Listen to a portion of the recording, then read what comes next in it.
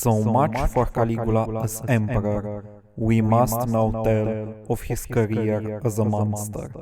Suetonius, the lives of the Caesars. Well, I guess I'm pretty late into a topic that happened a few months ago, but due to my lazy behind not being done yet with 3.0 story, I guess I could have a job at this topic.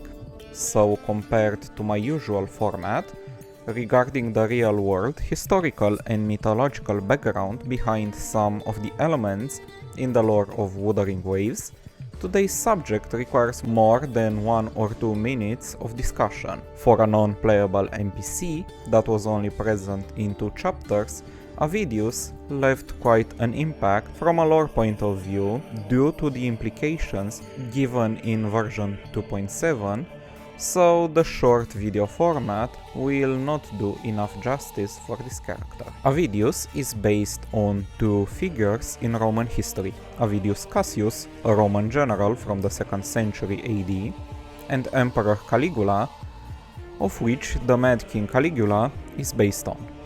Today we will take a dive into the lore of the Mad King Caligula and his historical imperial counterpart, and see if the Mad King was as evil as we were led to believe. Also, we will take a short look at the real Avidius Cassius to see to what extent does our Avidius take inspiration from him. To begin with, who is Avidius? We are first introduced to him in version 2.6, being part of the Wild Hunt assembled in the Sanguis Plateau by Augusta in order to fight the Dark Tide. He appears to be a gladiator favored by the senators who want to overthrow Augusta. During Act 8, by Sun's burning hand, we also learn that he got his reputation due to his efforts in the fighting in Main's Deep, and despite his wish to prove himself in his rivalry with Augusta, he will not dare to challenge her in such a moment of crisis, like the emergence of the false sovereign from the Dark Tide, even though some senators pursue him to take advantage of her vulnerability. Later on, during this story, we learn that Main's Deep never happened, which reminds us of Juno's suspicions about this guy, and at the end of the act, we find out that he was created by Cristoforo. In Act 9, The Bygone Shall Always Return, we witness more of his downward spiral into despair. In version 2.7, he's still in search for Cristoforo and finds himself in Raguna, trying to help its citizens escape the Dark Tide and the Tide Spawns. During 2.7, Avidius name drops Caligula, someone who in Septimontian history is remembered as a Mad King.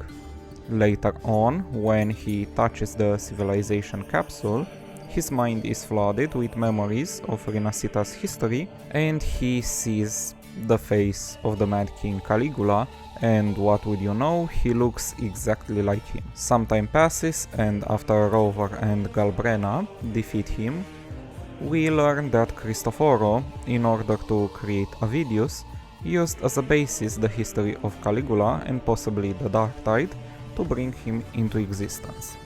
With all that synopsis out of the way, let's go into what we know about Caligula and compare him with his historical counterpart. Mad King Caligula, which was used as the basis for the creation of Avidius, was a previous effort of Septimond that ended up being remembered as a tyrant and a monster.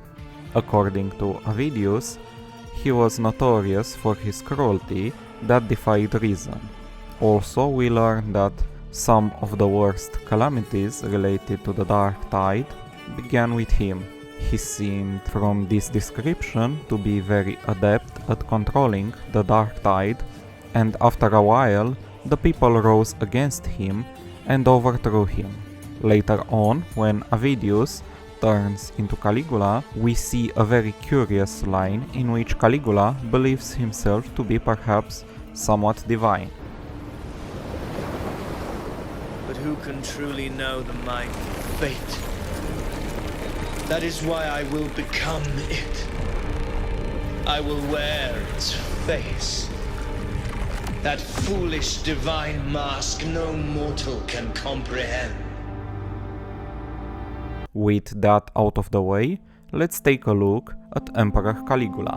Gaius Julius Caesar Germanicus, better known as Caligula, was born into the Julio-Claudian dynasty founded by Augustus. His early life was shaped by political violence and tragedy. After Augustus's death, Tiberius ruled through paranoia and treason trials. Caligula's father, the popular general Germanicus, died under suspicious circumstances, and several other family members perished, leaving the young Gaius exposed to the brutal realities of imperial politics. Nicknamed Caligula, Little Sandals, by the soldiers in Gaul, he eventually became emperor in 37 AD after Tiberius's death. The first 6 months of his reign were well regarded. Then, after falling into a coma from which he recovered, ancient sources claim his behavior changed. He humiliated the Senate, declared war on Neptune, planned to make his horse consul, committed incest, drained the imperial treasury, and demanded divine worship. In 41 AD, after just 4 years in power, he was assassinated by the Praetorian Guard, and his uncle Claudius succeeded him.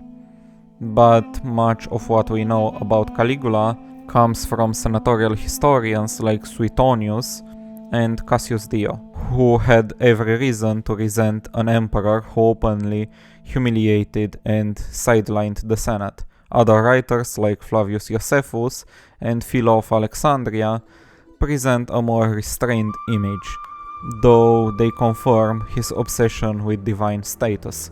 So while Caligula was certainly authoritarian and provocative, the image of a completely deranged tyrant may be, at least in part, a product of hostile sources. So how does that relate to who was Caligula? Well, perhaps like the real one, over time his reputation was tarnished. We can see with Augusta that the Senate in Septimont is notorious for its schemes and political intrigue, and Augusta rubs them the wrong way by opposing them on many occasions, a reason why they try to get rid of her and put Avidius in charge. Perhaps Caligula was also a victim of the Senate's slander, perhaps due to a much more uncaring attitude towards the Senate, just like the real Caligula. And here I might try to theorize a little about his relation with the Dark Tide.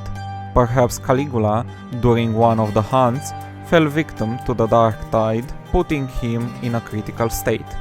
Perhaps after his recovery, his mind was severely affected by the Dark Tide, and that might have changed him into being more tyrannical, especially towards the Senate. We already know that the Dark Tide loves whispering sweet nothings into the ears of Septimontians in order to corrupt them, as we've seen with Augusta, and perhaps the possibility of having his mind damaged by the Dark Tide severely made Caligula more susceptible to its influence, slowly sending him into a downward spiral that led to his downfall, and also probably making him believe that he was divine in nature.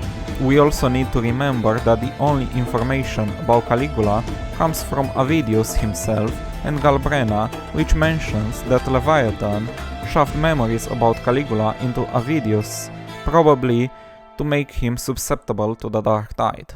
Now on the Avidius Cassius inspiration.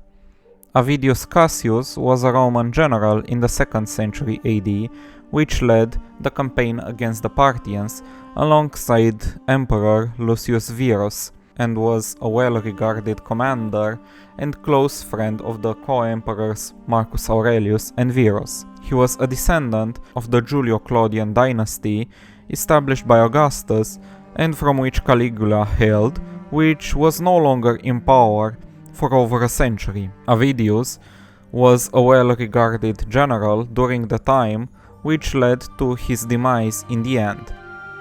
During the Marcomannic Wars, Emperor Marcus Aurelius, which suffered from a severe illness, was in a critical state while on campaign in Germania. Fearing a possible civil war, Marcus's wife Faustina wrote to Avidius, which was stationed in Cappadocia at the time, that the emperor was about to die and that he should take over the throne. Compelled by duty and approval from the emperors, Avidius with his legions declared himself emperor and took control of the eastern provinces in 175 AD. When Avidius learned about the emperor's recovery, he was way in too deep in his bid for the throne, so he did not give up on his usurpation. So while Marcus was preparing to deal with him, after Avidius dreamed of being emperor for 3 months and 6 days, he was assassinated by a centurion named Antonius. His head was sent to Marcus, which refused to even look at it. On Faustina's fate, she died later on while on campaign with Marcus, probably poisoned, for her part in the rebellion of Avidius. In this regard, our Avidius takes inspiration from the real Avidius Cassius by being a well-regarded gladiator, just like how his real-world counterpart was a well-regarded general, and both vied for the highest office that could be attained in Rome and Septimond. Also, Avidius Cassius was related to Augustus, and by extension also with Caligula, just like how our Avidius is related to the Mad King Caligula due to him being created after his image. That will be all regarding the historical background of Avidius. If you enjoyed the video, please like and subscribe. I will see you on the next one.